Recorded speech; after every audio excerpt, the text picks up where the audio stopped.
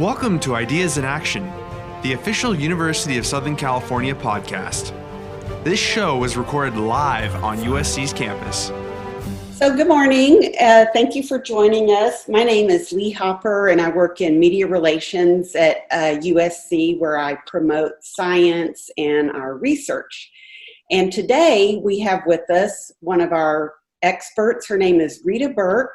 She is an assistant clinical professor of preventive medicine, and her area of expertise is public health responses to disasters. Now, until this year, that would have been earthquakes, hurricanes, wildfires, but this year we have pandemics added to that list. And sort of her area of focus is children's response to these kinds of disasters. So we thought she'd be perfect to talk about how we can maintain a sense of normalcy during the pandemic, especially during the holiday season, starting with Halloween. Good morning, everyone. Thank you for joining us. The big question this year is Halloween canceled? And the answer is a resounding no, it's not canceled. It's just going to be a little bit different this year, and that's okay. When you think about Halloween, it really comes down to the costumes and candy.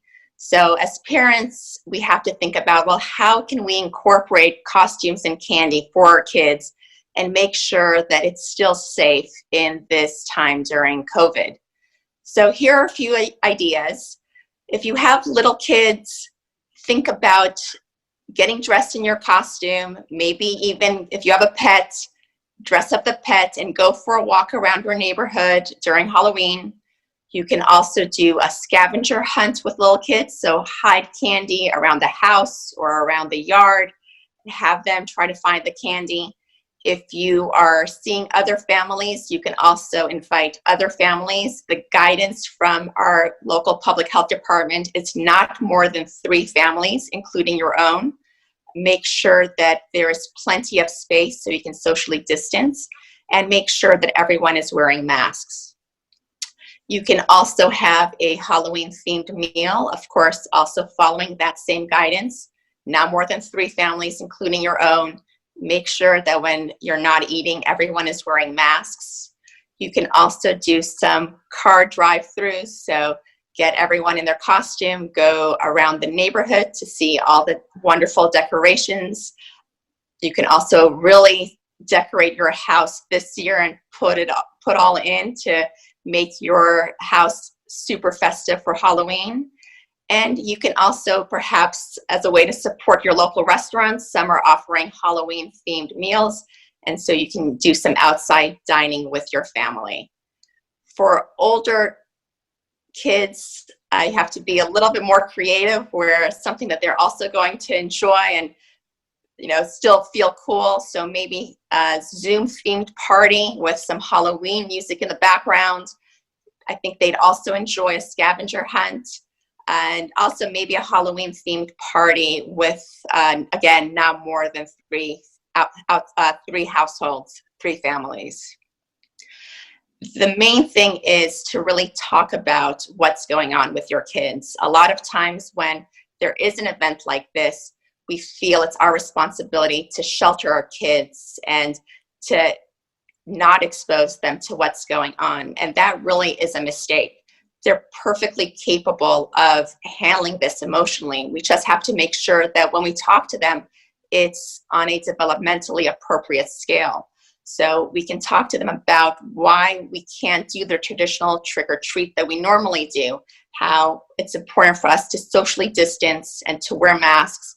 And we can't go out and trick or treat like we normally do because we're concerned about other people, and it's just to keep everyone safe.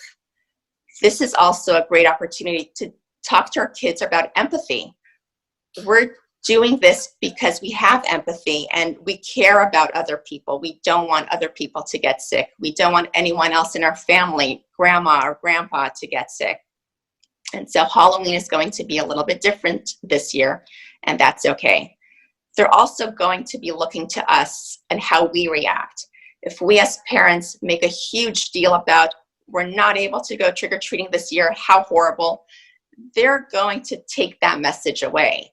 Instead, it's really important for us to model that positive behavior and say, okay, Halloween is a little bit different this year, but that's okay. Perhaps we can even come up with some new traditions as a family around Halloween and start our scavenger hunt that we've never done before. But because Halloween is different this year, let's try that. Or let's try going for a walk in our costumes around the neighborhood this year. So this is really a great opportunity actually for families to really focus on themselves, to start new traditions, and to have that open dialogue with kids around why we're doing what we're doing. So there's been a lot of publicity about these creative ways to distribute candy, like a candy shoot or, just other funny things like that. Do you think there's a way to do that safely? Is there a way that people that maybe don't have kids, but they are expecting trick-or-treaters on Halloween to participate safely, or should you just shut your door and turn off the lights and pretend you're not home? So encouraging trick-or-treating it's not encouraged this year by our local health department. And the reason for that is because it's really going to be difficult to ensure socially distancing kids. And what Halloween is about, getting your hands into the candy bowl, and we really don't want kids to be doing that. I can't ensure that everyone is going to be wearing masks.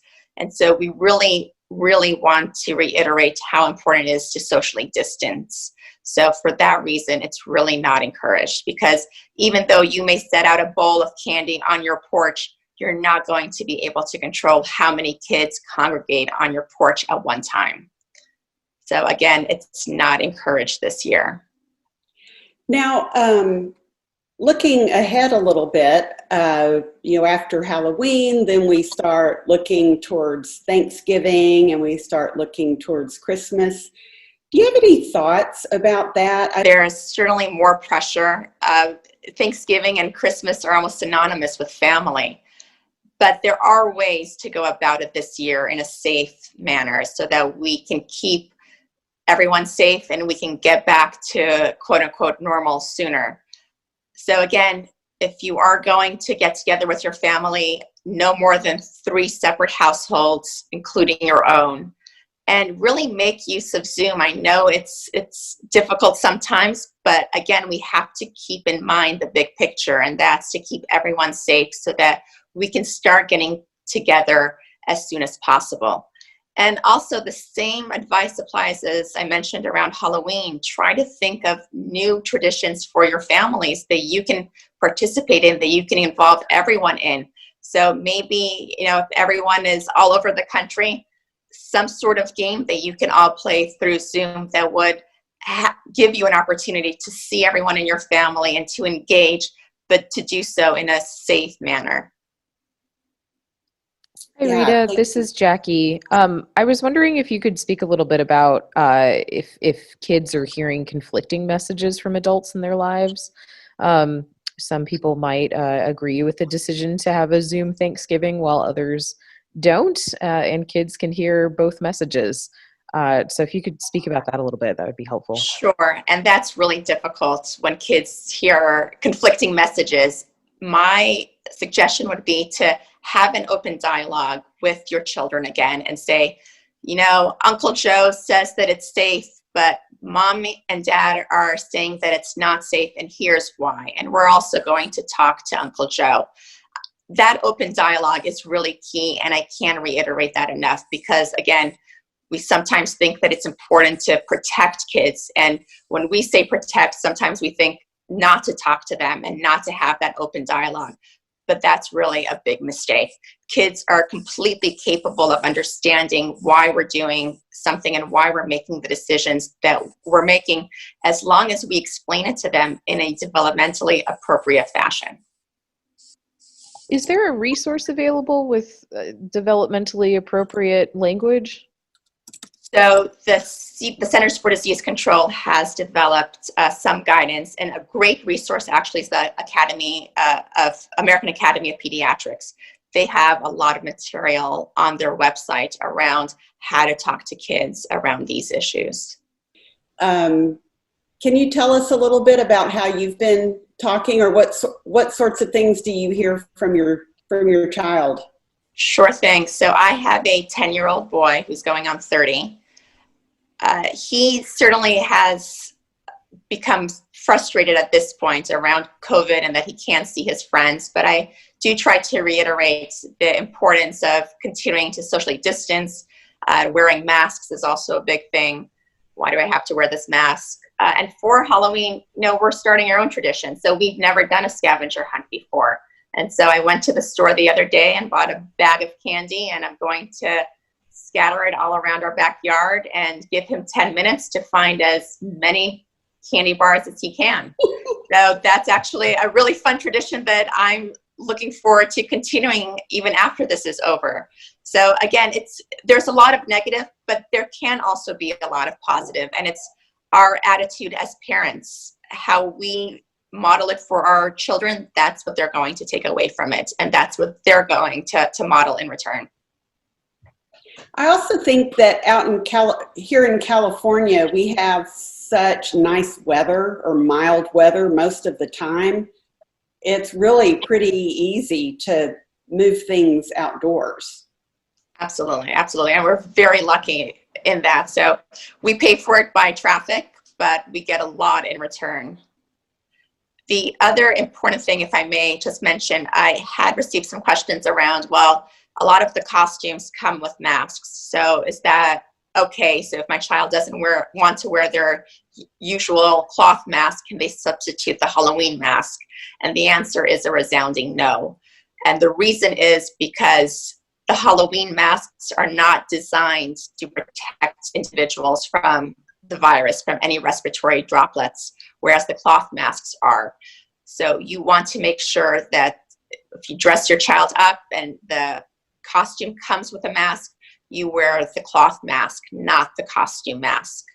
And you don't want to double up, because then it may make it difficult to breathe.